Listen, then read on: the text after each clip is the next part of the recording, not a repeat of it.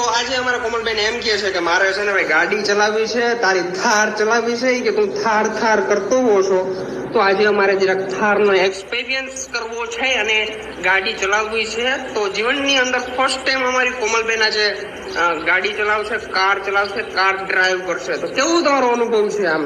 હવે આખું પછી ખબર પડે. એમ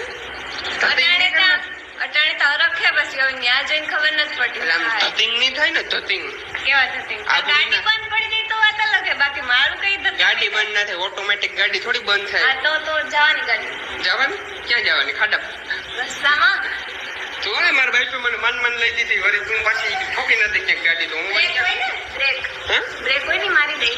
અચ્છા એમ છે, કઈ વાંધો નહીં. મને કોમલ ઉપર ટ્રસ્ટ છે 110%. તો આપણે જઈએ અત્યારે ક્યાંક આમ ખુલ્લી જગ્યા હોય ત્યાં જવું છું. પેલા ડાયરેક્ટ રોડ ઉપર નથી દેવી મારે. એમ તો મને મારું